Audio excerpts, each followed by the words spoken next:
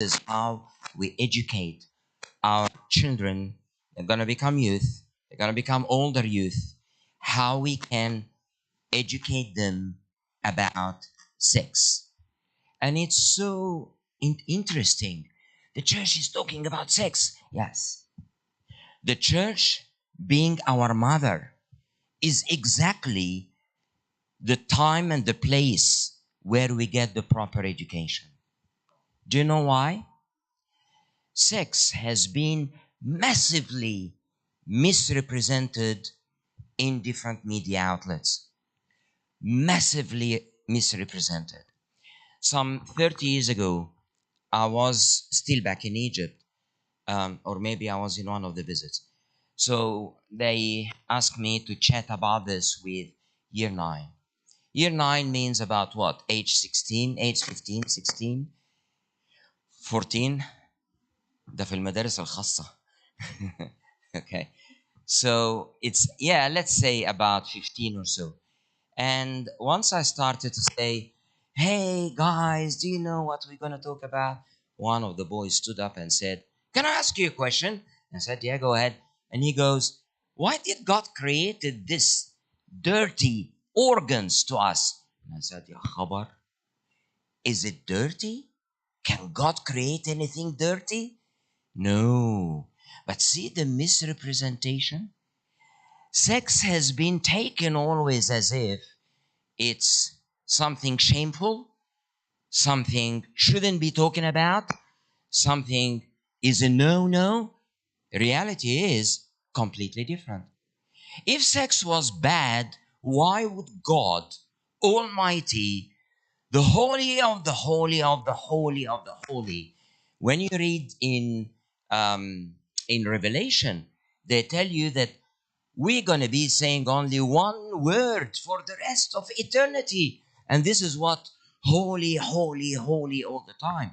And in our church, in the liturgy, we repeat holy several times. So why God the Holy would create something dirty? Never. It's the misrepresentation.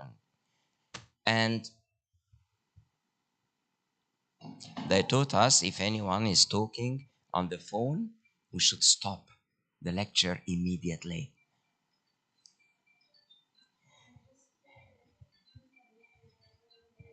Youth are not allowed. Tell me, who is youth here? How old are you? How old are you guys? 13, 16. Who is 16? يا خبر أبيض. It looks the opposite. Okay. No, that's fine. That's fine. No, that's not bad. If youth want to come, that's fine. She's calling the youth. تلمهم من على القهوة يعني مش فاهم. Okay.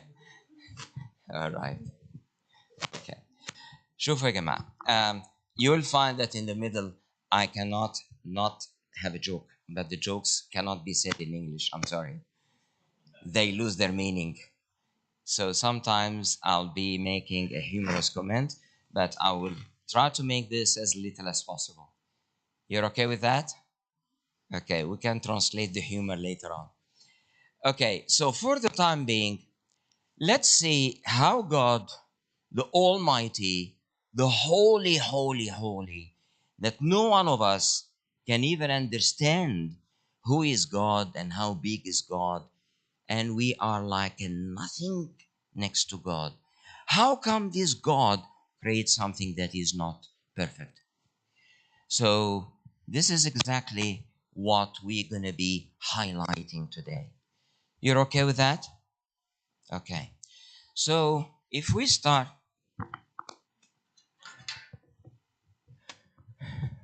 can you see the whiteboard? Is it too far for you? No? I'm going to write very small. Sorry? Are you going to bring it to the front? Yeah, حبة كمان, حبة كمان. حبة كمان, حبة كمان. Yeah. Can you see from here? Everywhere? Okay. So let's think together. Why did God create sex? Why did God create breathing? Why did God create movements? Why did God create the ears? For a purpose. So why did God create sex? What is the purpose? Sorry, cannot hear that.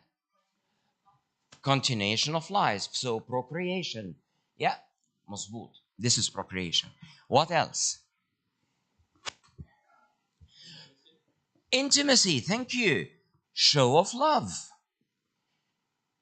What is interesting that you go to any of the medias and you will find them talking about what? Talking about, instead of sex, they say making love.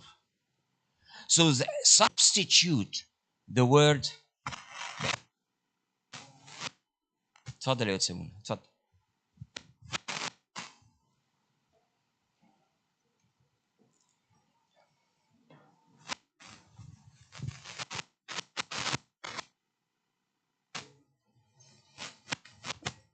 اهلا يا تسمون. Good to see you. Good to see you. ازيك؟ Remember me? طبعا. Good to see you. اهلا وسهلا. تفضل تفضل تفضل يا ابونا. ابونا ماثيو. بس ده نوتسك كبرت بسرعه. Okay. So they substitute the word sex with love. So it makes you think. So sex here is a show of love. And this is going far, far against the casual sex. And we're going to talk about this in a minute. Okay, so God created sex for procreation. That's very true. And for show of love, very true. And what else? To be like him, eating, creating, having fatherhood and motherhood. Right. Can I just say, for the sake of children, upbringing, let's think together. Why did God create a man and then a woman? He could have easily created the human being as a one type, and this one type can produce younger cells. He has done that to some of the worms, and you know that. Why did God create that? I cannot hear you. Create a helper for the man, that's for sure. Help each other too. Why did he tell them two things? When you read the first 3 chapters of Genesis, he told them two things about the tree and about the procreation. He didn't tell them go and pray and learn Coptic and have hymns. He didn't say any of that. He said, procreate and the tree. The tree is purely spiritual, but procreate is because you need to have kids. And do what with the kids? Bring them up properly. So you need the man figure and the woman figure, and each one of them is so important for the child. Whether the child is a boy or is a girl, the boy looks at mom and dad differently, the girl looks at mom and dad differently, and gets from mom something different from dad, the boy the same thing. That's why he created man and woman. And when he created them, he crafted very carefully the family. He didn't create the man. He created the family. Don't believe me? Go to Genesis chapter 1, verse 28 and 26 and 28. He says, he created them male and female. He didn't create Adam either. It was before creation of Adam. But he had in his mind the engineer of creation, the Lord Almighty, had in mind that they're going to be man and woman. بتهيألي الأطفال الصغيرين قوي صعب.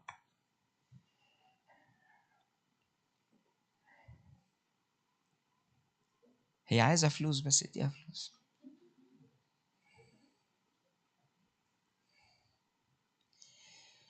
So he created the man and the woman, and then he told them, have kids.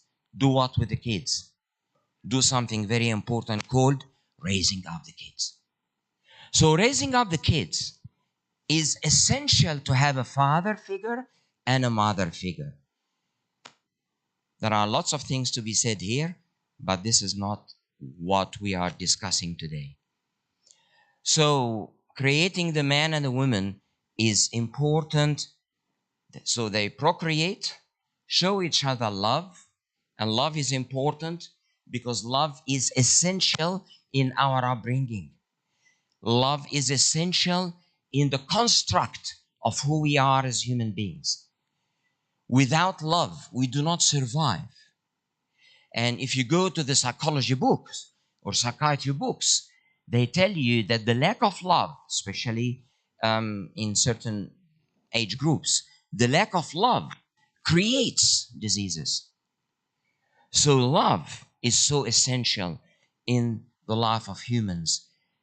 And as Abuna was saying, to be like him, and God is love. And then we'll have children. So this is just a brainstorming. Can you imagine all of this is brainstorming? Allah, it's permanent. The problem is the whiteboard.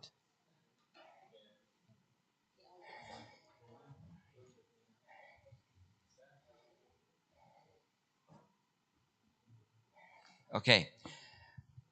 Well, the next section is very important, actually. What do we want to tell our children about sex? What is the message? What do we want to let them know? ولا حاجة. What is the message as a whole, regardless of the age group? It's a beautiful thing. Beautiful in terms of pure. So I'm gonna write here, sorry. So it's pure. Can you elaborate what is pure?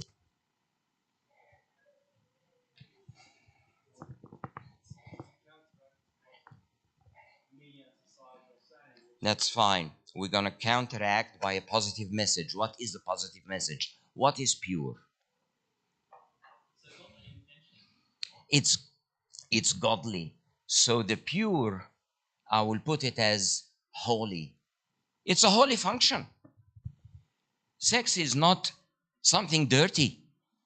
Sex is holy because it's created by the Lord himself. Can he create something bad? Possible. He's creating everything to the perfectionism. So it is something that God created. It must be so just and so perfect and so holy. And we need the kids to know that. We need the kids to know that sex is not something that you say and you blush and you stutter and you shake and you sweat because it's sex. Oh, عيب haram. No, sex is not عيب. Sex is not haram. Why? Number two, for a purpose. That's why it is holy. It has its time. It's an instinct. God created in us many instincts, and everything has a time. Can we eat at any time? You're in church now, can you go and eat? Even if you feel hungry? No. You go to school. What do you do at school? You sit in a class. What do you do? Can you go and have and go to the toilet at any time? No. You have to ask for permission. You are doing an exam. Can you say, I need to do what? You can't. Everything has a time. Everything has a place. And this is very important that it has its time. And we're going to talk about that in full details. What else? So it is holy. very respectable. Very, very respectable. We're not talking about something that is bad or we should blush when we talk about it. Isn't. This is a very respectable function of the human being. And second, it has its time. And third, it shouldn't be the aim of marriage, of any relationship. True. I would say number 4, it has its context. But before we leave the item of time, many, especially in the Western society, many people, once they start to have hormones, they start to talk about what? Having sex, having crush, having blah, blah, blah. And the media is so good. Do you know what they say in marketing? In marketing, they have a very well-known item they teach. Absolutely. If nothing sells, sex sells. That's why you're watching the TV, you're watching a movie, or you're watching the news, and then you have advertising. And they want to advertise cat food. They get you a half-naked woman. What's the relevance with the cat food? And then they want to advertise about a car. The same half-naked woman. And then they want to advertise مش عارف ايه. The same half-naked woman. If nothing sells, sex sells. And I remember when we were very young, they used to tell us, once the advertising has something sexual, you need to know that this product is a bad product. It's not going to sell. That's why they get you something sexual to be attractive. But the product itself is not a good one. But anyway, this is on the side. But what I'm trying to tell you, that people need to know that they can control. And control here is very important. Why is that? Because they tell you, especially in the Western societies, they tell you that you have a body and you have needs and you have to fulfill your needs. This is what they tell you. كتر خيرك. لا ده اللي احنا عايزينه. لا ده احنا عايزينه برضه. ده بس خليك يعني stand by. Thank you very much. So what is this control? They tell you in the Western societies, if you have a need, go ahead. And then you tell them, but God said, and I heard this so many times over the last 30 years, God has nothing to do with my body. My body is my body. Why God is concerned about my body? I do whatever I like with my body. No, my body is not mine. My body is the temple of the Holy Spirit. Read the Bible. My body is not mine. At the minute I went into baptism, at the minute I had the myron, my body is not mine. So the notion of God has nothing to do with my body is wrong. That is definitely not accepted.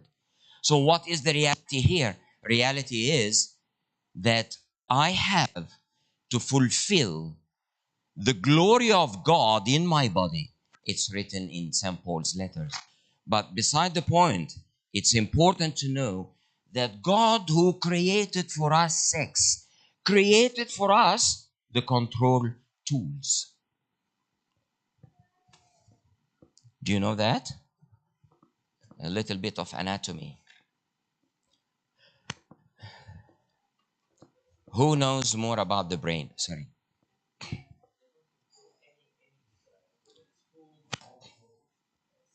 No, they control food, and most of them are on diet, and most of them are on controlled fasting, and most of them are vegan, and most of them are whatever, so they control. But when it comes to sex, because it's a sin, they find it very attractive. So in terms of control, they have plenty of control. They don't break the law in the traffic. They go to vote. I don't know for what, but they go to vote. And so on and so forth. So they have very regimented control. But when it comes to the sin, it's an open door. Who is doing this? Mr. the Devil. Is it a secret? The devil is the ruler of this world. This is what the Lord Jesus said. I think it's in John chapter 14, verse 16.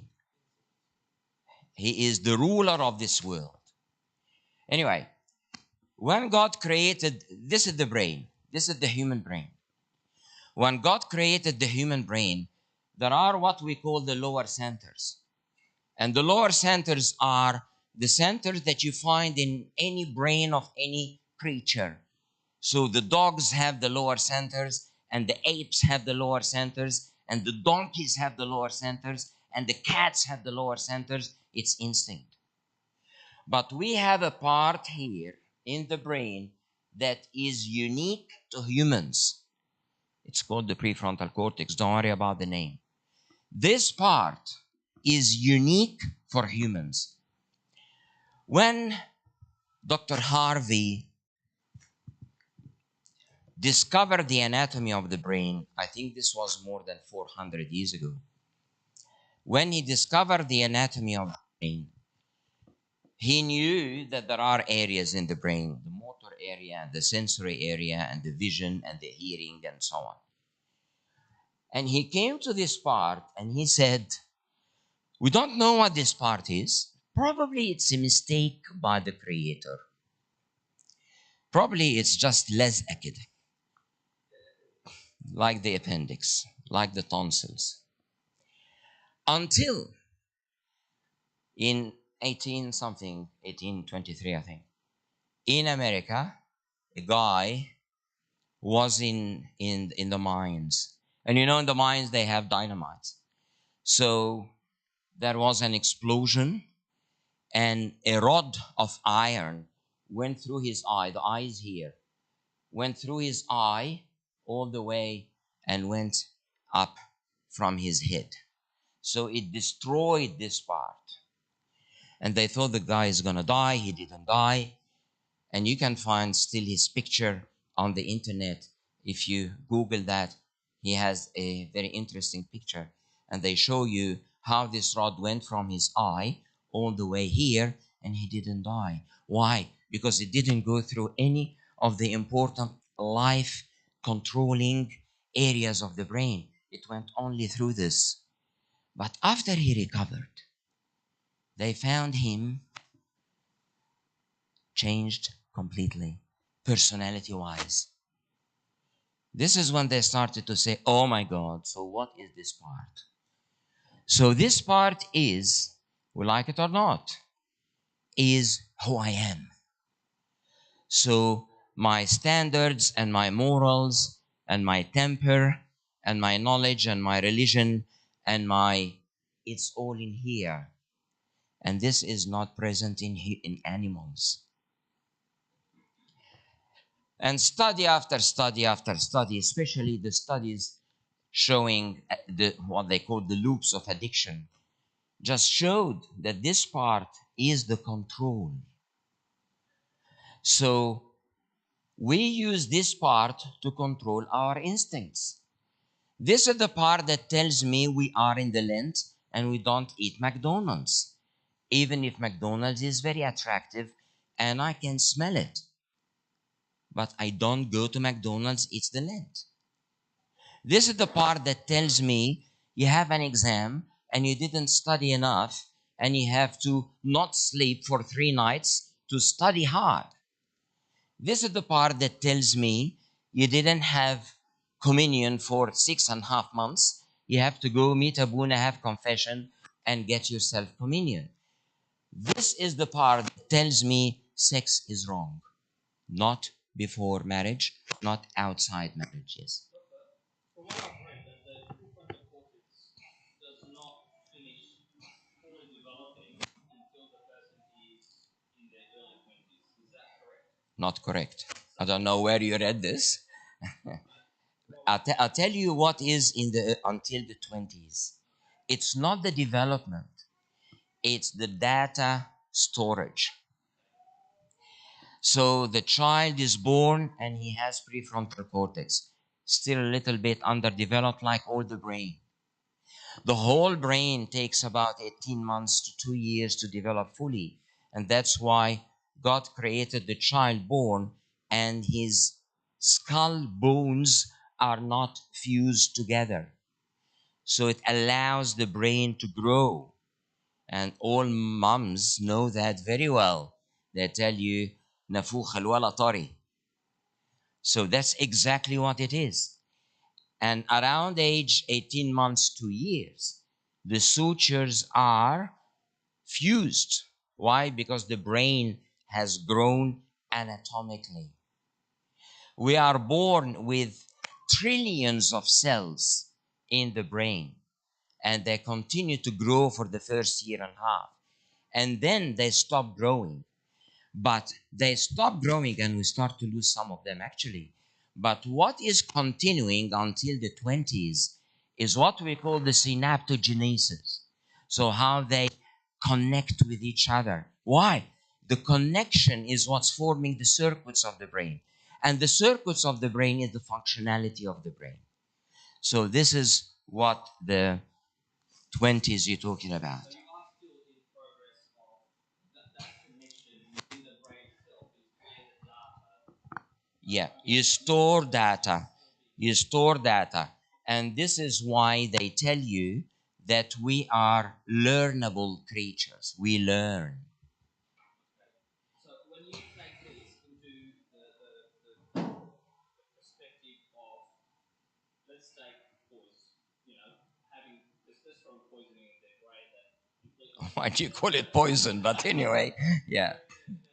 what's their logical reasoning? So Not really. Not really. Let me tell you, this part is like the other parts of the brain.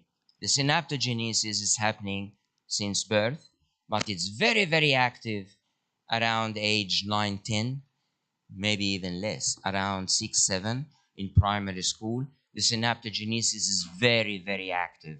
And that's why during primary school, we are learning most than compared to any other time in our life. And this is where you teach kids hymns and tasbihah, and they will never forget it because it's there stored during the synaptogenesis in primary school. But what we are learning here is what we use straight away. So the child at the age of 2.5, they tell you, you have to go to the toilet to eat. And he learns that, and he can control himself. And then they tell him there is no McDonald's at 3 o'clock in the morning. And he learns that. And then at the age of 5, when he goes to school, they teach him ABC and 1 to 3, and he learns that. So the learning is an ongoing, it's working in progress. It's not something that all of a sudden happens at the age of 22, but it's work in progress. What is expected at the age of 22? That you already have lots of your standards and morals set in. So the standards and morals, we learn about them. This is the role of teaching our children about God and about everything else at the very young age. It's work in progress. And this is the whole concept of catechism. So it's work in progress. It's not something that starts suddenly at the age of 22. is there a physical counteractive process that actually causes the decision making in earlier age to be slightly stunted? Or I guess, I mean, you're still developing that continuous data storage to set your moral standards. But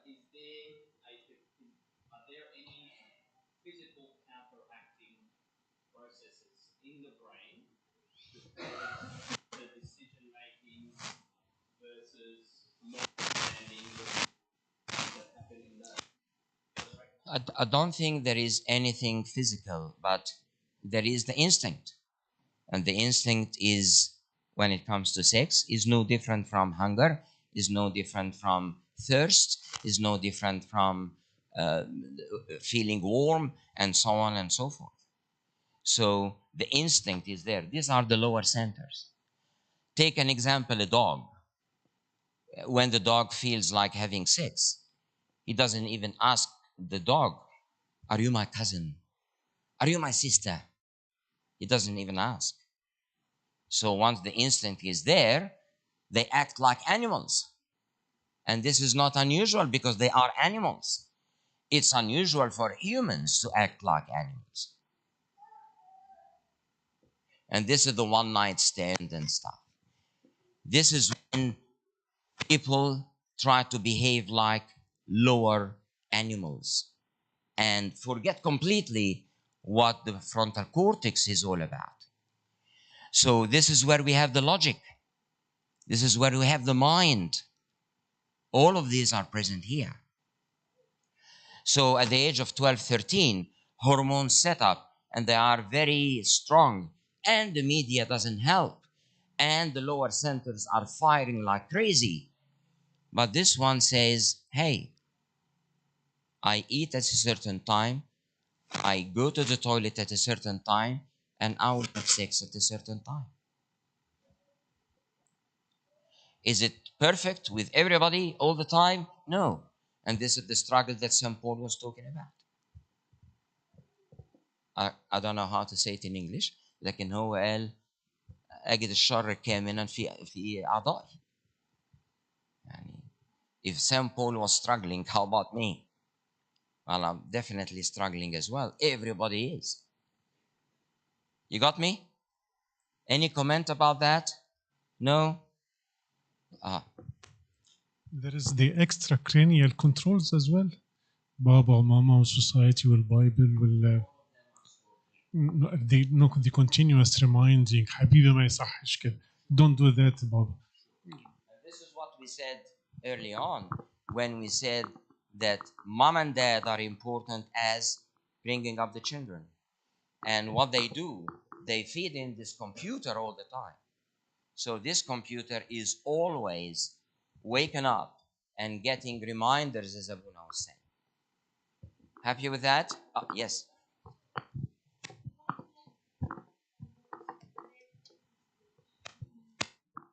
Why God created hormones in that early stage? Because these hormones have other functions. They help the bones to grow, and they help some tissues to grow, and they help the logic to grow. So it's not only for sex.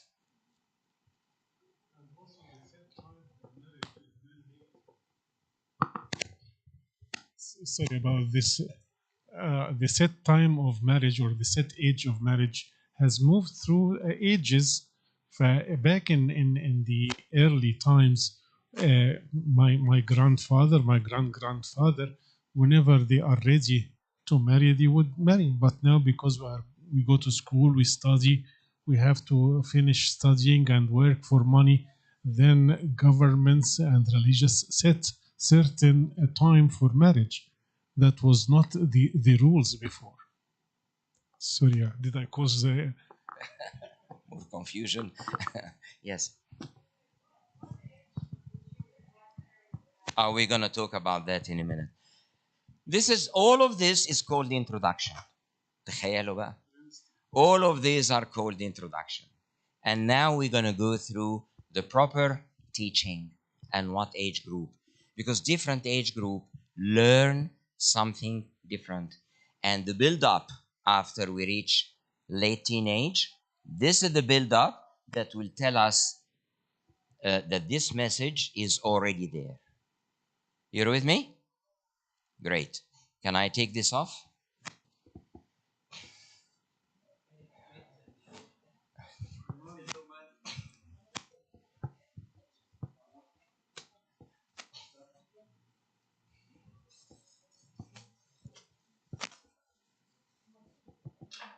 The antiseptic down.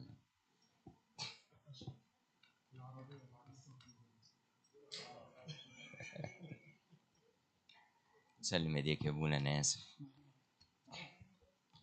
سلم ايديك يا ابونا.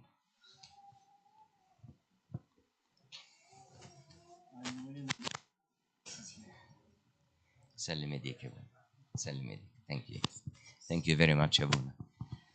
Okay, let's now talk about when do we start to talk to our children about sex? What age group? As soon as they start asking questions. Which is when? So age 2 or age 12? 12. 2. 3. مين يزود؟ Yes.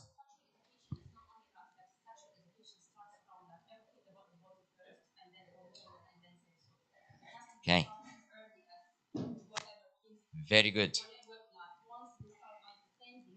Very good. Very good. Very good. I'll build on your concept. I will build on your concept. Reality is we are teaching reproductive system as well as behavior. So, child is born, knows what about his body? Zero. Child is born, knows nothing about his body. Have you ever seen a child age around 3 months, maybe 4 months, doing like this? He is discovering what? Something beautiful. Does he know that it belongs to him? No. And then what does he do? Now he feels it. Allah. He has a toy. And the toy is beautiful, is red. And he puts it in his mouth. And he doesn't feel it. He put his thumb into his mouth. He feels it. He puts the toy again. He doesn't feel it. So what is he learning here? Absolutely the sensory system. He is programming his sensory system. So this part belongs to me. Have you ever seen the child around age 9 months or so discover his big toe? Have you seen that? And then he would go and bring his big toe to his mouth. Allah, this part is always part of me. So he starts to develop what we call in our language.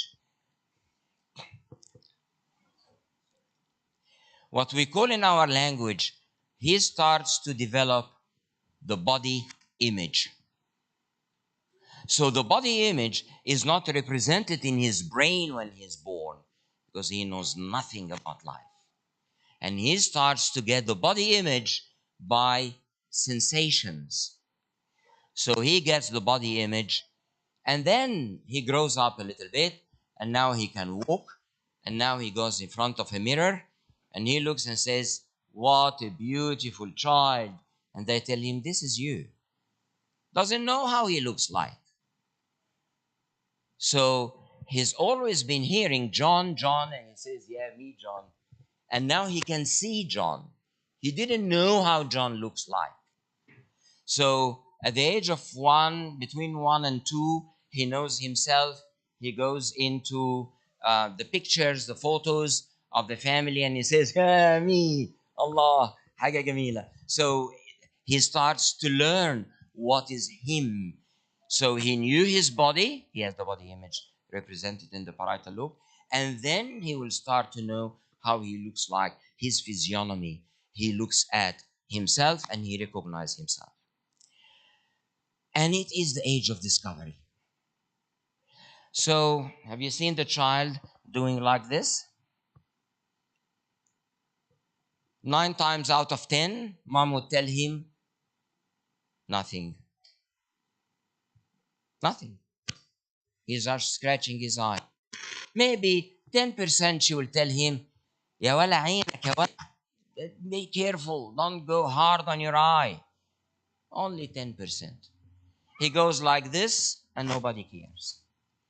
Once he touches his genitalia, mom gets a fit and dad gets a seizure. And they both jump on their toes and say, don't touch. What's the message to the child? Disgusting or shameful or forbidden or Not mine, is mine. You can feel it. Or, sorry, taboo, because it is so important. For goodness sake, I've been doing like this all day and you don't talk. Once I touch this part of my body, everybody jumps. Uh-oh. And this leaves the child with a question mark. So, remember the criteria we had here? We said that this is natural, normal, holy. Can the child think that it is holy if mom and dad are screaming? No. We're giving him, sorry? Thank you. What are we supposed to do? This is part now of the sex education. What are we supposed to do? If he touches himself or the girl touches herself once in a blue moon, once a month, we don't even bother to talk about this. Because especially boys would feel a little bit of pain and urge when they have their urinary bladder full. This is normal. And they wake up in the morning with a morning erection. And this is normal. And some of the moms come actually and talk to me and say, my child is 2 years old and he has erections. I think my child is abnormal. We need to check his hormones. So do you think he can have sex at the age of 2? And she says, probably, because he has some erection. He isn't. This erection is a natural physiological erection because the nerves going to this part of the body is shared by the urinary bladder. And that's why they just, once it is stimulated, because the bladder is full, especially during the night, the child will have a morning erection. That is natural. So mom and dad need to know what is normal and what is not normal. So mom and dad do not panic, because once mom and dad start to panic, the message sent to the child that it is so important and leave the child with big question marks. إشمعنى بقى? So I'm touching everywhere in my body, nobody talks. Once I touch here, World War III, worse than Putin and Ukraine. So why is that? So it is important for mom and dad to know this. But if, and this is going back to what the gentleman here raised, but if this is so much repeated, if it's happening 3, 4, 5 times a day, what's the medical implication here? That this part of the body may get inflamed, boys and girls. For the boys, around his organ, there could be some inflammation that will have some fibrosis and implication later in life on even passing proper urine. And for the girls, there are certain glands in this area, the Bartholin glands. If they get inflamed, they will cause abscess in this part of the body. So to prevent this from happening, we teach them that, you know what, there is no need to touch here because it can cause inflammation. You cannot have inflammation if you touch your hair. You cannot have inflammation if you touch your lobule ear. But you can have inflammation if you touch this part of the body. So what have we taught the child here simply is, this is a normal organ, like any other organ, but don't touch much because it may cause medical complications. So we did not, and this is important, we did not synthesize the mind of the child about this part of his body. You got me? And sometimes, and you need to know that, sometimes, especially with the girls, because they're touching in this part of the body which is very sensitive, so the girl starts to get addicted. Why? Because it's pleasurable. Sexual pleasure? No. Sensory pleasure, not sexual pleasure. There is no hormones to make it sexual. Just sensory pleasure. There are different parts of our body where there are lots of nerve endings. Like what? Like around the lips, around the ear, around the hairline, around the nipples, and around the umbilicus. All these areas in our body have lots of nerve endings. And clever moms, when the child is screaming non end, and she wants the child to calm, what does she do? She plays around his ear. So it gives him pleasure, sensory, not sexual. And the child calms down. Or she would blow into his neck. Have you seen that? I'm teaching you. So this is just certain little knowledge. So this part of the body has lots of nerve endings as well. So some of the girls would find it nice, especially before sleep. And you will find that some of the girls discover that, and before they go to sleep, they want to relax. So they touch themselves in this area. So the clever mom does what? Goes and tells, this can cause you inflammation. What if we try to do something different to sleep? So we sing, we read something, we have light music, we pray, we touch around the ear, and so on and so forth. So the mom here substitutes this bad behavior, why I'm saying bad, medically bad, this bad behavior with a proper behavior, without synthesizing the brain of the child, without synthesizing the mind, without raising lots of question marks. Yes, I like your questions. You're very deep. Could a sensory pleasure turn Ismui. Muni? Okay. could a sensory pleasure turn into a sexual pleasure? After the hormones? Could be. So, But this is if the child at the age of 2 continues to do the same until age of 12. and also, sorry, just a building question on top of that. Could that be translated in the child's mind later in life as abuse? As if they abuse themselves? If, for example, a parent holds the little baby as they grow a bit older, 5, 6, and they just claim that it is to calm them down, Okay. could that be translated? No, sorry. What can become sexual is not touching the hairline and ear. What can become sexual is touching the genitalia itself. So no parent will do that. But if you're talking about the hairline and stuff, no, this is not translated into anything. I have seen parents Doing this. no, it's genitalia. Yeah, well, there are some perverts everywhere. There are parents abusing their children. Unfortunately, yes, there is. It's kind of fun playing with their kids. Okay, well, in Australia, they go to jail. So, there is no two ways about it. If you touch the genitalia of any child, the jail is where you have to go. No two ways about it. Have I seen parents going to jail? Yes.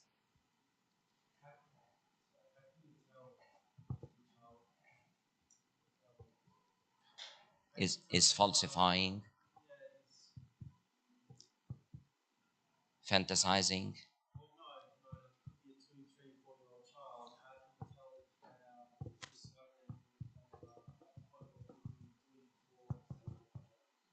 Sensory pleasure is a given.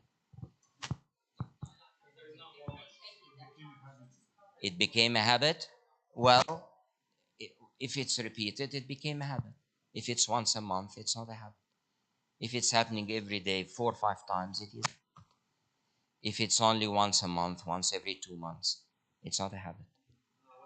قولها بالعربي.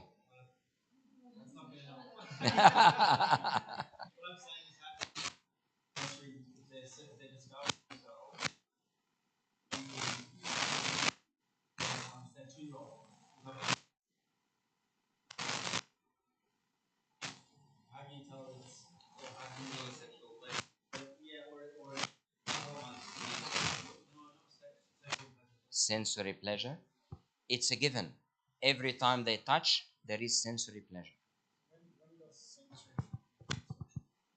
After hormones. 12, 13. That's after puberty. But before puberty, Concern is effectively. That's when before that there's no concern. we're going to come to this age. Masturbation. But this is what I'm saying. The children masturbation or infant masturbation is when they discover that there is sensory pleasure. It's not sexual. It's only sensory pleasure, and they keep repeating it. And this is when mom and dad cleverly step in and say, no, this is going to cause medical problems. And they help them to substitute with something else. And it's so easy. During the day, they play with something with their hands, Play-Doh or anything. And at night, they do something else to relax. It's so successful and so easy. Unless mom and dad had a seizure. If mom and dad had, oh, don't do that, it would be fixated in their minds. And they want to repeat it and repeat it and repeat it all the time. Yes.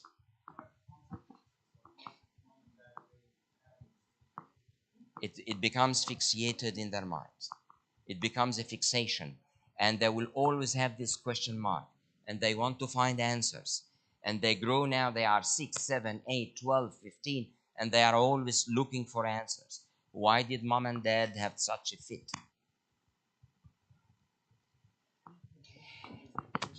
Taking much of the time. Like we teach children sex before even they discover their organs through the difference.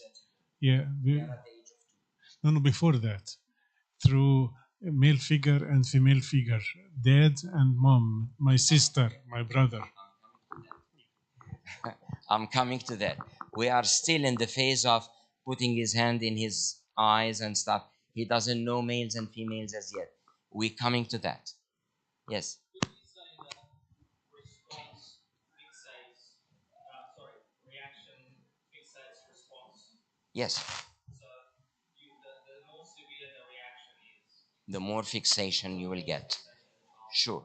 Yeah, I agree with you. So all of this is age 2. By the time we reach 20, it will be tomorrow morning. You're very good. I like that. I like the challenges. I like the interruptions. I like that. Okay. Now, the child has discovered his body, knows very well his eyes and his ears and his hair, and he knows everything. Now we are going into age 3, between 3 and 5. This is when the child starts to discover the gender. So, the child age 3, it's a girl, and she has a young boy as a brother, and everybody is happy, and look at your brother, and we're going to change to your brother. And she looks at him and says, my brother has a tumor. I have heard this a million times in my life. My brother is abnormal. Mom, hey, help, look at him. He's not normal. Look at him. He needs to go to the doctor. This should be taken off now. And so on. Did I say this? Numerous times. This is when, and please be careful here, this is when, for the very first time in the child life, would hear the word, no, he is a boy. Child up to the age of 2.5 hardly knows, this is my brother, this is my sister, this is my uncle, this is Teta, and this is Teta's sister, and this is the cousin, especially Middle Eastern. We have so much of an extended family. And for the child, it's, I don't know how many gigabytes that they have to absorb. And then they teach them, this is Tante Amani, but there is another Amani. No, this is Amani Hanna, this is Amani Botrus, and so on. So the child is already heavily confused. And then the child will discover that there is some differences. This is when the child goes around age 3, 4, goes to dad and says, Dad, you're missing something in your chest. Look at mom. She's not like you.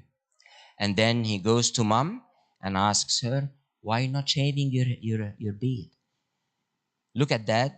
He's very clean every day. But look at you. طبعا she doesn't have any beard, but I'm just telling you, he is trying now to gather information about, there are different genders as well.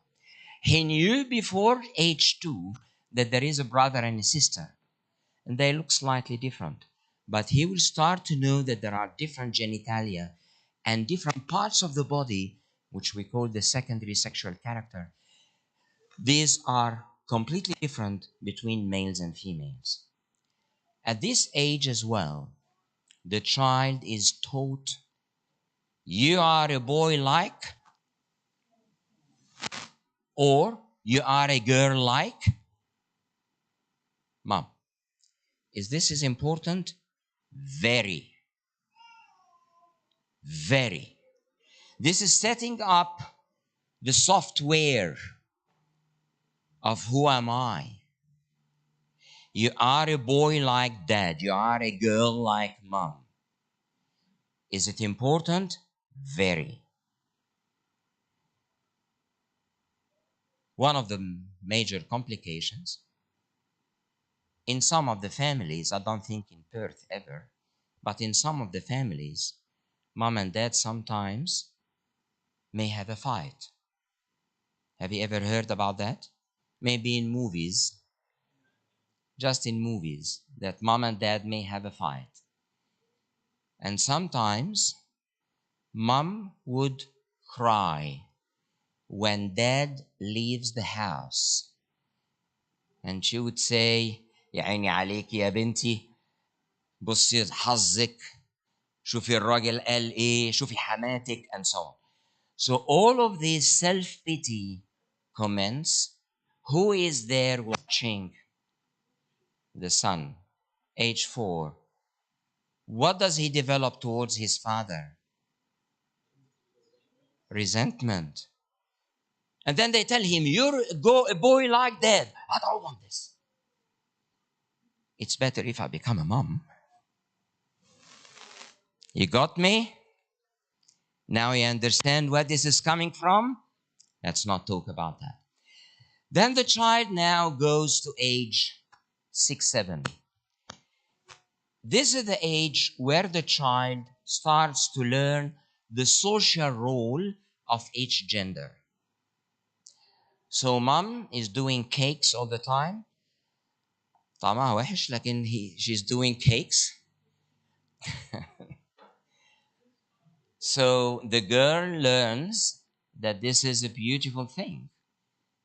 Mom is always looking at hair colors. Mom is always looking at the fashion, whether it's green and move together. So the girl is learning that. And the boy is looking at his father. He's always in the garage, under the car, doing things. So the boy is learning that, which we call the gender social role. So the child is learning not only his sexual organs, this was at the age of 2, 2.5, not only the gender, this is between 3 and 5, but now the gender role as well. So now we are moving slowly, slowly into the completeness of his identity. You're with me? Yes, of course. أنا مستنيك. أنا مستنيك. No. In our current society, roles have been molded, whereby some mothers are very successful in their careers. Dads Under the car. no, not under the car. Okay. But Under the whereby the husband sometimes takes more of a nurturing role at home. That's fine. So how does that reflect in the And if you go to the African tribes, they have different rules again. And if you go to the Latin America, they have different rules again. It's societal. No, no, no. For as much as the child knows what is the norm for the society, and he is in absolute acceptance to mom and dad as figures. So mom and dad, as good as they are, they deal with each other perfectly okay. communication is at its maximum, and they respect each other like always, so the child is not confused here. But the child will be confused if there is resentment towards one of the parents' figures. Now the child is around age 9. Around age 9, in Australian society, what do they teach them? Sex. So age 9, which is roughly grade 3, maybe 4, depends on which state. So around age 3, age 4, they learn that. This is the time where mom and dad have an absolute important role, is to sit down the child before he gets the wrong info from school. Sit down the child and talk to the child in an absolute honesty and openness about the sexual organs and about the sexual act. Invariably, nearly 99.99% of the children at this age would say, "Are you and dad doing this?" And the answer will be yes, because it is holy and it's the right time and it's a show of love and it's to procreate. So what are we doing here? We're giving them the message that they will not get from school. So they know, before they go, they know what's going to be told to them, but in a pure Christian way. We call it sometimes, back in Egypt, we used to call this, we baptize the knowledge. It's a figure of speech. So we get them the knowledge in a pure Christian way. So when they go to class and the teacher is explaining that the woman is like this and the man is like this, it's like it's old knowledge. The teacher inside the class will be very professional and very respectable, but kids would go to the courtyard and they start to tell jokes and laugh about it and show YouTubes and so on and so forth. We are moving very quickly into this piece of knowledge to go. When I first started doing sex education, this was 37 years ago, we used to say around age 14 we should tell them. Now we're saying 9. I think if I live another 10 years, I don't think so, but if I live another 10 years, we'll be saying at the age of 4. So, because it's going very fast to a very, very younger generation. Very young generation. تفضل. So you mentioned that mom and dad have to sit down and have this very frank conversation with the child. Does the church play any role here? Do servants play any role here? And what are their roles with that?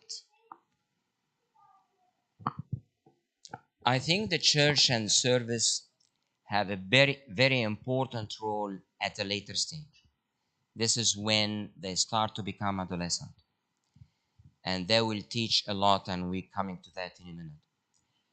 But this intimate, family-orientated piece of knowledge has to come from mom and dad, so it's not shameful, it's not aib, they don't have to stutter.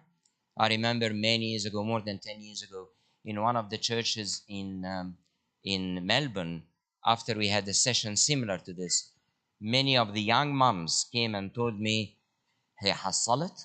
Do you want me to tell my child about 1, 2, 3, 4?" And I said, yes, it is extremely important. And they said, "We're talking to you now and we are stuttering and sweating. How do you expect me to say, كتر خيرك يا ابونا, I'm too short. If I sit down, no one will see me." ربنا خلقني كده.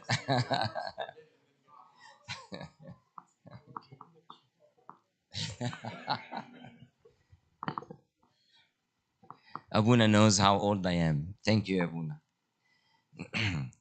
So this will be very important that is coming from mom and dad. Mom and dad, for the child, until age of adolescence, mom and dad are second to God. Anything and everything mom and dad says, even if they say no all the time, but deep inside their heart, they know that mom and dad are always right. Always right. Even if they say no all the time, but they say no and they know that deep inside their hearts, mom and dad are always right. And this is building on the Melanie Klein theory of what we call the basic trust. But this is all beside the point. The point is, mom and dad, if this comes from mom and dad, it's coming from the higher authorities. And it is so essential. But it has to be said in a very Christian way. So the message is very clear. So what they're going to go and hear in the courtyard at school is definitely wrong. And they will hear that. We cannot stop that from happening, whether it is a Christian school, whether it is a grammar school, whether it is a Coptic school. It happens all the time. So the child will hear that, but if he knows the reality from mom and dad the week before, the day before, he knows what it is. And when he knows that mom and dad are doing the same because it is holy and mom and dad are so respectable and perfect, the child now knows that this is not a bad thing. And Mr. Nick, sorry, you have to stand up this time. In our society, unfortunately, there is a very early exposure to technology. Yeah. And unfortunately, there is a statistic that says that by the age of 10, 30% of children, boys and girls, have already either been exposed to pornography because of their peers or something that they've come across. And YouTubes and stuff. Whatever, there is plenty of sources right now, unfortunately. How would you deal with the situation of educating that child about sex in a godly Christian way when that has already happened? Thank you. This is a good question. So I just add another piece of the question. We have got a trend here in WA, I'm not sure about it in Melbourne or Victoria, that drag queens party, or drag queen parties rather, are infiltrating into child care centers and the pre-primary schools and in libraries for that age. So we bring the age of knowledge down from 9 to 4 or 5. So to adding to Moni's question, how should parents and church act or react to this? Thank you, Abuna. And thank you for the question. The idea is, once the child starts to ask, regardless of how young they are, they have to get an answer. So the idea that was so prevalent 50 years ago, you're still very young, don't talk about that. This is only for the grown up. This is history. If the child is 2, 3 and is asking, what is this? He has to get an answer. But the child, according to two things, one, the age, two, the intelligence. Not every child wants to know everything. So the advice for the parents here is always answer in tit and tat. So asks about this, give him this. So the idea of where am I coming from? We found you in mom's tummy. Yani this is now not accepted by any child at any age. So but at the same time, the child at the age of 4 doesn't need a whole explanation of the anatomy and physiology and doesn't need all of that.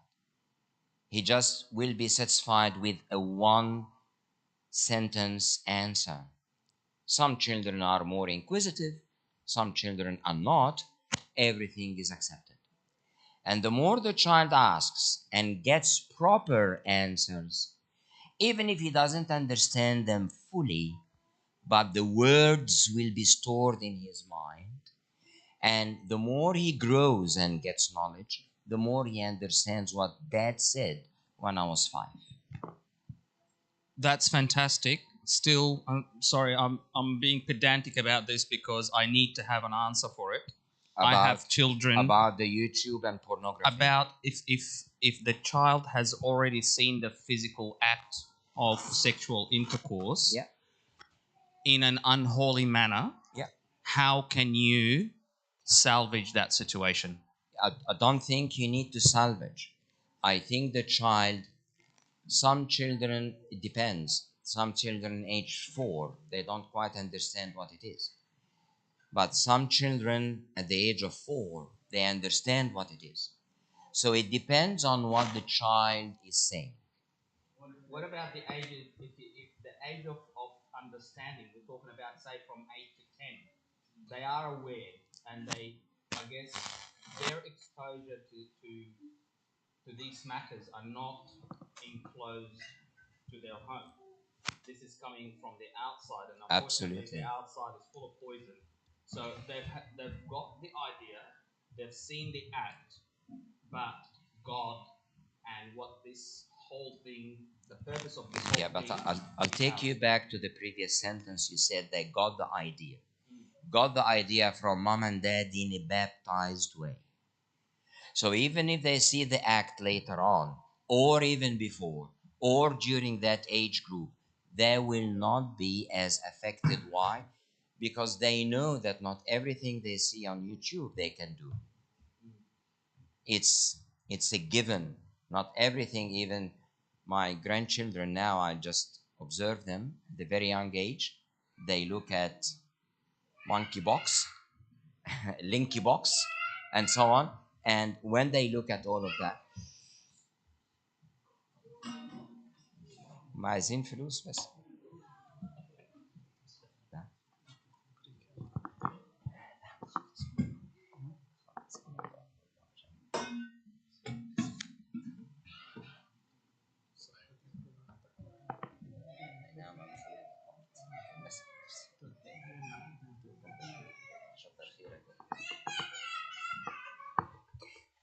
Abuna can see how old I am, and he's telling me, "You're falling apart, you're about to die. Do you want to have some time to break?"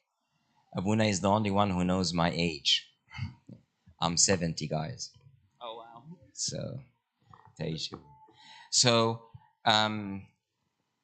the more we are open with the kids, 1, 2, the more we are friends with the kids, 3, children get the knowledge at a very young age that what they see on the screen is not what they can do. So I have observed my youngest grandchild at the age of 2. Now he is 6. At the age of 2, when he started to look at the Roblox, and he's playing this with his older siblings and cousins, and he knew nothing, and he thought that he can do this, so he can jump from above the walls and stuff. And he learned very quickly in no time that what you can see is a play, is a game. This is so different from reality. So children has this knowledge already. So when they see something on the YouTube and they have already the knowledge, mom and dad are so friends with them, spend time, quality time with them, they will ask questions. And when they ask questions, they get answers. So they will not be traumatized in any way, shape, and form. But we like it or not, it will happen to each child living on the planet. Because even in our countries, YouTube is everywhere. You cannot stop that. So we have to acknowledge that the devil plan is to inundate the whole world, the whole humanity with sin, and I like this term, normalize the sin. So the sin becomes normal. I remember in 1992, before you were born, I was in Geneva. I'm old, Ambo. Are you born before 92? I'm born way before 92.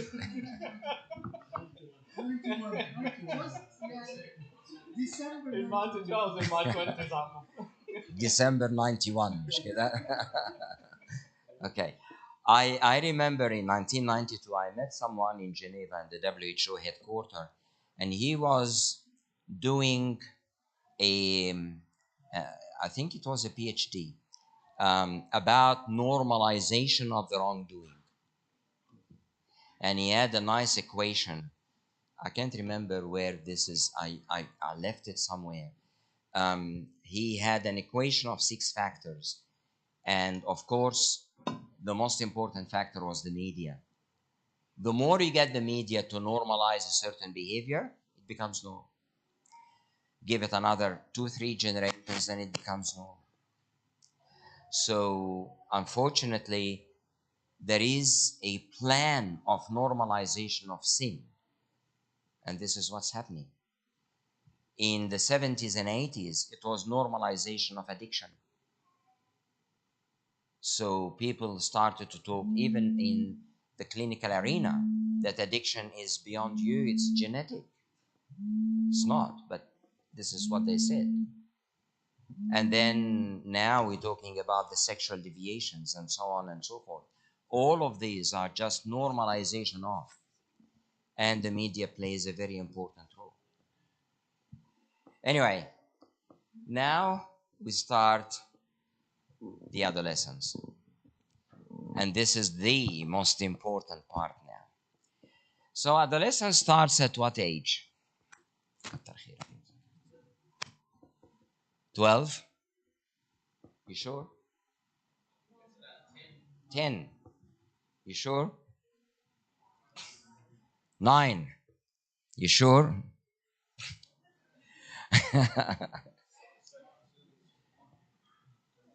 Some start at?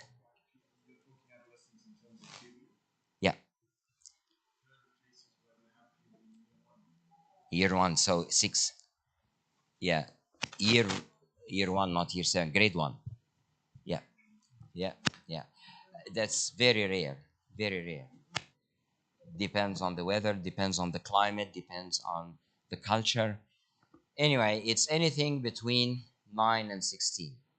This is the most common. And it depends whether it's boys or girls, because usually boys are a little bit lagging behind always. So girls are always advanced, obstinate. Okay. So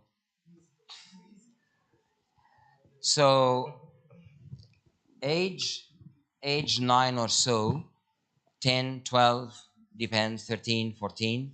This is when the hormones set. So everything we said before was without any internal inclination, was just knowledge. Good, bad, it's just knowledge. Now we have a biological factor. We have the internal inclination.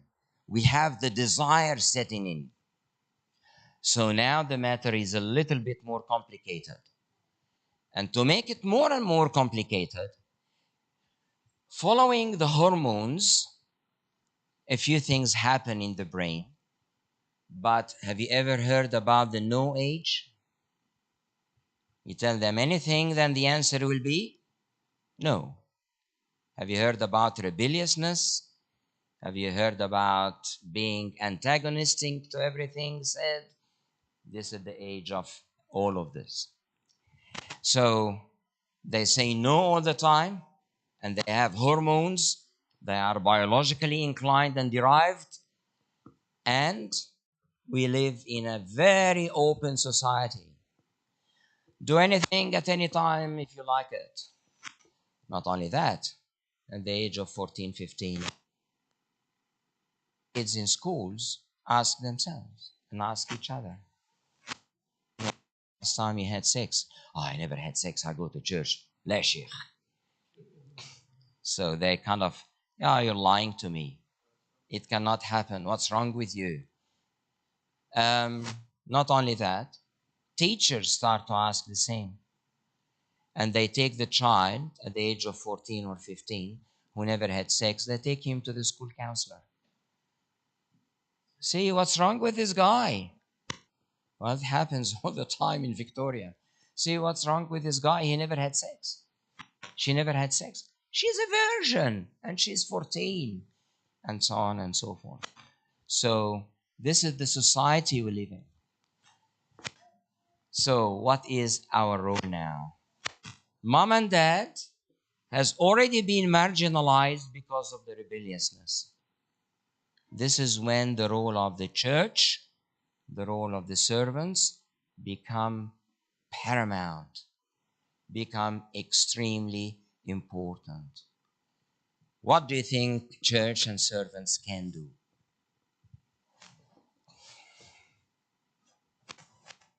ما تقول حاجة.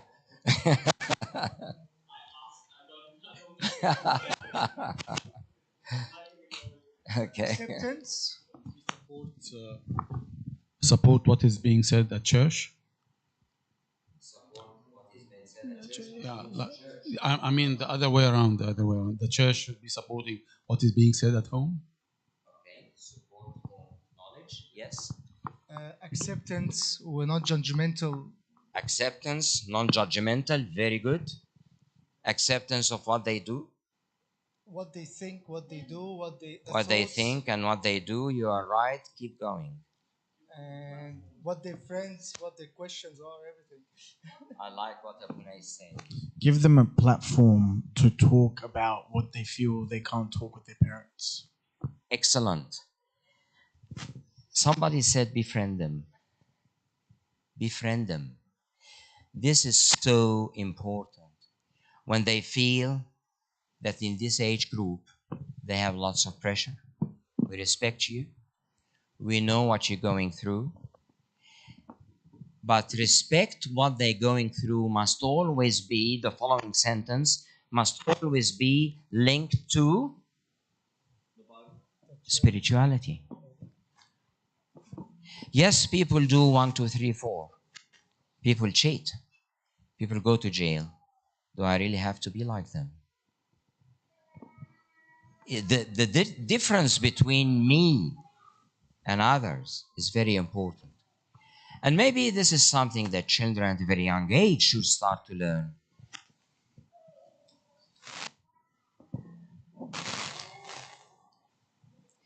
هي مزيكا حلوة بصراحة. Children at a very young age has to start to feel and know that yes, we are humans like everybody else, but we have a different body and a different direction in life and a different goal and a different fate at the end. I think this is important. And when children say, but why should I be not like others? The answer is, who said that others are all the same? Some are supportive of footy, and some are supportive of political party, and some don't even like soccer, and so on and so forth. People do not come as a copycat from each other. We are different by nature. So what is the difference if I'm different? Because I have to observe the Holy Scripture because I love God and I can see His love in my life. I remember when you go to kinder in any church or in any Christian kinder, first thing that teach the children is the very lovely small hymn for the kids saying, Baba Yasua bihibbeni, and they do like this. God loves me. Jesus, my Father, loves me. So they install in them at a very young age that I am the subject of God. And this is reciprocated. And this is the message that they have to get throughout kinder, primary, until they reach high school. This is when they know that, what, I live in this world and I use everything like everybody else. I go to the same church, I go to swimming, and I go to everything like everybody else, and I follow the fashion sometimes, and I cheer up for Mo Salah and Liverpool, but at the same time, I am a different kettle of fish. And by knowing this, it wouldn't be that difficult for them to know that, yes, I will be tempted. Sure, I will have crushes. This is natural. And yes, I will be inclined. And as Abuna said, we just open the door for everybody to talk. And yes, please talk. Talk about how you feel. Talk about the inclinations. Talk about this and this and this and this and this. But no different from being pushed deep inside to lie, deep inside to do the wrong thing, deep inside to cheat. So all of these are just wrongdoings, and sex is one of them. But if I'm observing the rules and regulations set up by the Bible, and this is for the love of Christ, because Christ is very important, this in itself becomes much easier to control. And I'll tell you something else in a minute. But I'm welcoming objections, comments. Yes. With adolescence, we forget how we went through adolescence ourselves.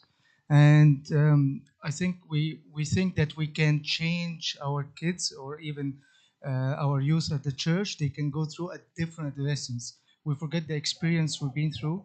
We forget the temptations we went through. And we think they can be better than us. We forget that this is normal and they have to go through it. I like So- your comment. That's very true. Very, very true. Thank you.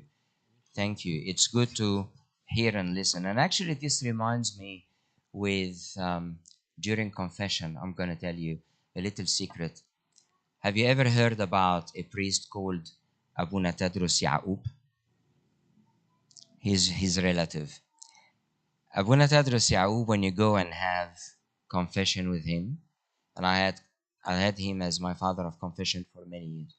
You go and sit next to him and you tell him, Abuna, I have done this. ربنا يرحمك ويرحمني. ربنا يساعدك ويساعدني. معلش حنعدي. You know what I mean? This message of hope, this message that there is big forgiveness is so soothing. So soothing. You can say it in English. Say it in English. So Father Yaqub, Tadris Yaqub Melati says, God have mercy on you and me. God help you and help me. God bless you and bless me. حاجات زي كده. Yeah. And it will pass. It will pass. Things like that. It will pass. And I remember him one day. He was talking to one of our colleagues, a servant who was about to be ordained as a priest, and he was telling him, "Don't you ever ask about the circumstances of a certain sin. Don't. If the person comes and says, 'I have killed somebody,' it's like Rabbana yarhamak wirhamni. Don't go and ask about circumstances, because this in itself can create resistance in the following settings of confession. But this is not our issue. Our issue is how we can make people feel welcome, feel accommodated, feel non-judged, and that there is always a light at the end of the tunnel. Yes. And then I'll come to you. As a Sunday school teacher, how can you alleviate the boundaries? How can you alleviate the boundaries that our culture and church puts in place? We are always being told from very young age, have to be respectful to your elders, you can't pass these boundaries, yet you want them at some point to completely flip down that on its head and befriend them. That's one. Number two, children are always concerned that if they come and divulge anything to the Sunday school teacher on a friendly basis, that might get to their parents. So there is still that reservation that stops them from becoming comfortable enough so you know what's going on in their head. The second one is easy. It depends on how close they feel. So if they feel that they test you and you, they will يديك الكبيرة بقى. They will get you the big one. So this is according to how they kind of test you over the years. The first point is an interesting point because of the culture, and you're saying respect elders. If you look at the respect for mom and dad in the 19th century in Egypt, and you look at the respect for mom and dad in the 21st century, it's two different things, completely different. حاجة هلامية كده. So it has completely changed, and I think it will continue to evolve. And again, it's very cultural. So I'm pretty sure that to be non-judgmental and to listen and to have sometimes a smile and a lovely joke and listen to their concern, but with boundaries. So they don't tell you, let's go and have shisha together. So sometimes they will offer that, and it's good to know that no, there are boundaries, and they will respect that. Is it better to have Some dads will offer cigarettes to their children. So what's the difference between cigarettes and shisha? And alcohol and others. Yeah, yeah. Is it better to have a Sunday school teaching that age for that age group that is closer in age, or there is a big difference in age? It depends on the personality. It doesn't have to be 5 years of age or 25 years of age. It depends on the personality. Yes. 80. Okay, that's fine. So the last thing I'm gonna tell you is, if we can take this off.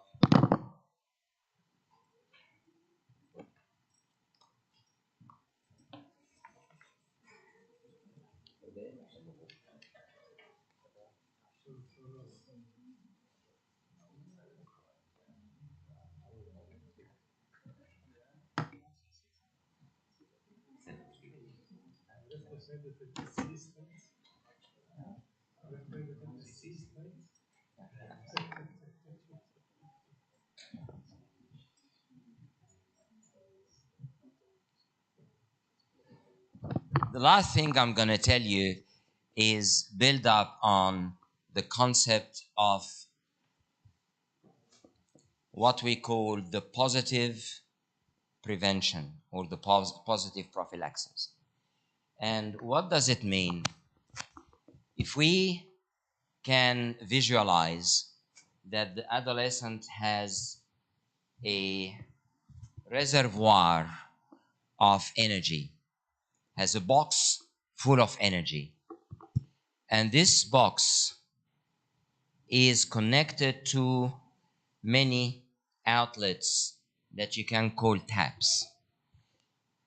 So if the adolescent has all this energy and doesn't have many outlets except one or two, what will happen to the energy? The flow will be massive and very difficult to control. Very, very difficult to control. That's why for Sunday school, I think this is what they do. Children are always super busy. So we create for them interests and activities and challenges and competitions and summer competition and so on and so forth. The more you open the taps, the more the tap of sexual inclination becomes smaller and smaller and smaller, easy to control. But if we don't have all these taps open, it becomes so difficult to control. And this is what I have seen before actually I studied psychology at all. When I was adolescent, and I was adolescent one day, by the way, when I was adolescent, around age 14, 15, there was, maybe you know the name or you don't know the name, Abuna Mina Avamina. Heard about him? He was Abamina Avamina at a later stage. When I was young, he was still Abuna. He was not a bishop. And he is the first disciple of Baba Krolos. So he lived with Baba Krolos about 5 years, and then he ordained him as a monk, and then a priest, and then he was responsible for Der Merimina that everybody knows nowadays.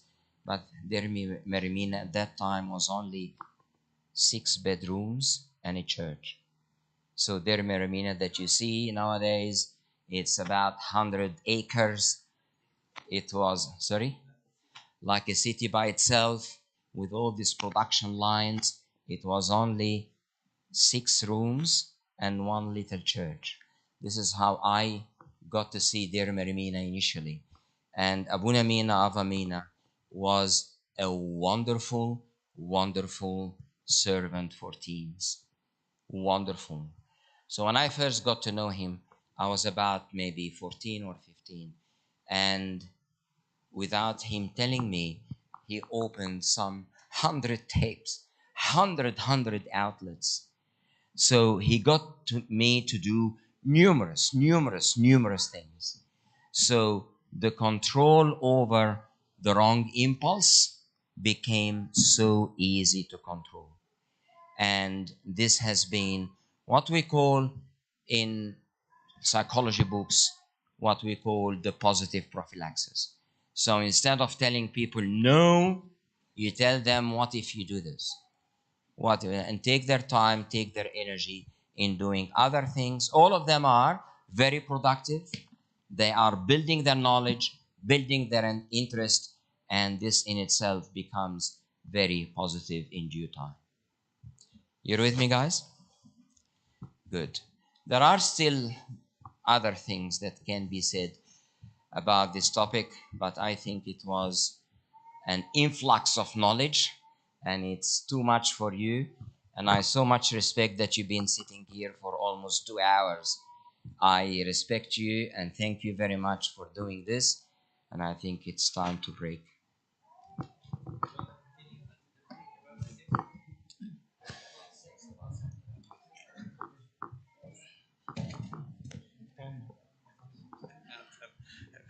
على الأكل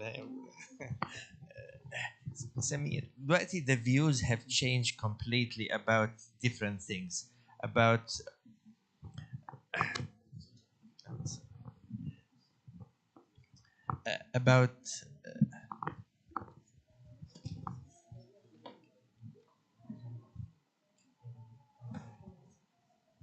I mean there are lots of things now that have become known, but this is norm the norm the norm like homosexuality, transgender, uh, all these things. How do we approach these things which they teach them this is normal and this is this, and they see it on TV every day, which is against our faith and culture and all. I think the term of gender dysphoria is not something that we touched on today at all, but I'm happy to talk about that at another time. What we spoke about is the normal sexual teaching that starts at a very young age and it's like building blocks. So one block on top of the other until we reach the concept of holiness, and it has its time and we can control it. And it's a way to show love. And then the procreation is to have kids, and we are responsible for those kids. This is the concept of sex education. But gender dysphoria is a completely different topic. Um, Homosexuality is a completely different topic. So we didn't touch on that today. It's,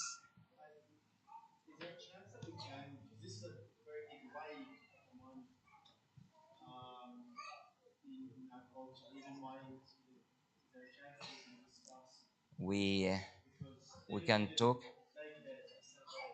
We can talk about that, but not in a taped environment. It cannot be taped. Definitely. It's going against the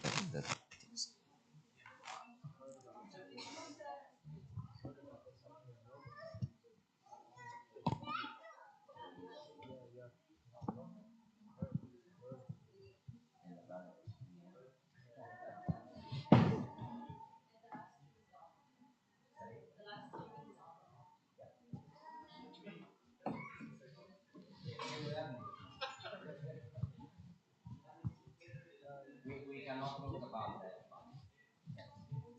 Sorry, I just want to ask you a question before you finish. We just talk about the age groups and at what age to teach the children about sex. Uh, just wondering before you finish, if you can possibly wrap up for us.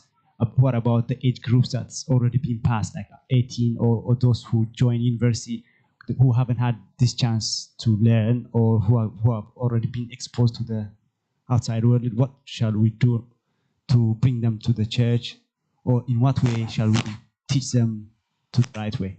Thank you. Those who already passed 18, maybe to those who join university. Yeah. Yeah. I do believe that it's never too late. And even people in their 20s and 30s and 40s, it's never. And I know that unfortunately many people in the Middle Eastern culture, they did not have the chance to be well educated about sex, unfortunately. And sex is either a very strong taboo, don't talk about it, or it's so open. And this is wrong, and this is wrong. The reality is what is in the middle, because this is what God created. So even when people are in their 20s and they have already gone astray, it's never too late to re-educate them. I think it will be case by case, individual by individual, and boys are different from girls, but I do believe it's never too late.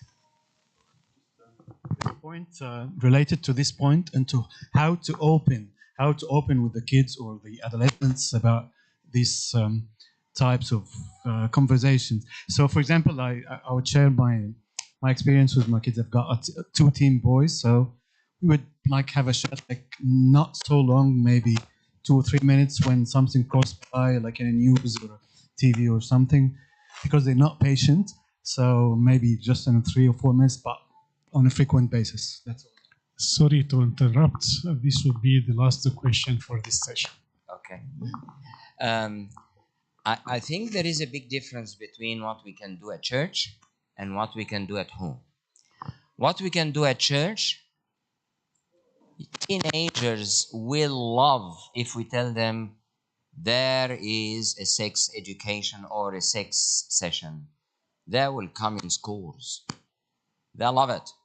They love to talk about that and share their knowledge and talk about what we are doing wrong as grown up and why what we are teaching is wrong. They love it.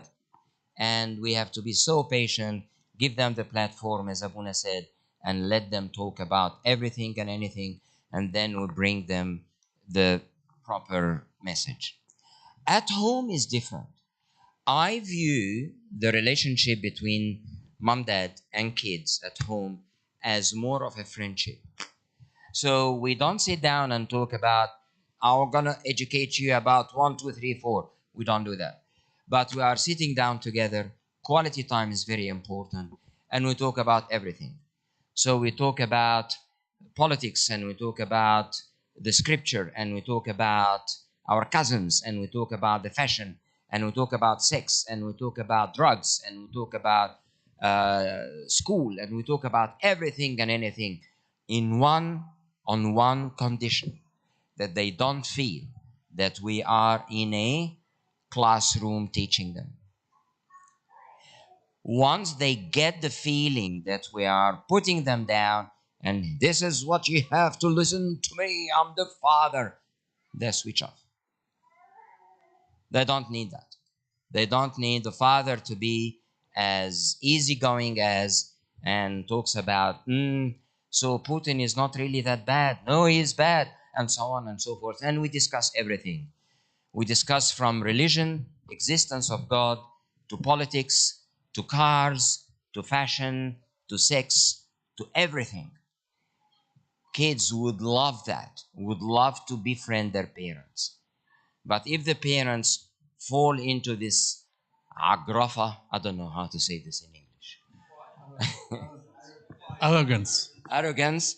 Once the parents become agrafa, I don't think it's arrogance, but anyway, once the parents go into this mentality, kids switch off and they are not in the mood and they cannot talk. Thank you very much, Abuna. Thank you very much, Dr. Samir, for a wonderful session. They say that a good talk leaves more questions than answers. So from the feedback that we received today, you are leaving with more questions than those that you came with. Dr. Samir will be spending a couple of sessions after that with us. Next session after lunch, we won't be recorded, and I suggest that we can mix the self-harm with dysphoria, gender dysphoria, or something like that. What do you think, Dr. Samir? Oh, yeah.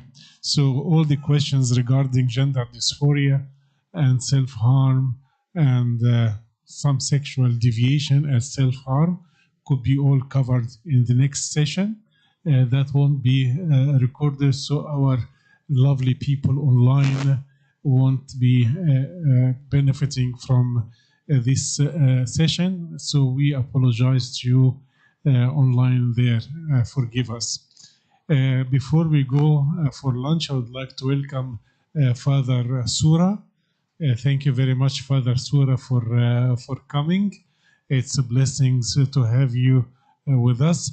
Does the Sura means icon?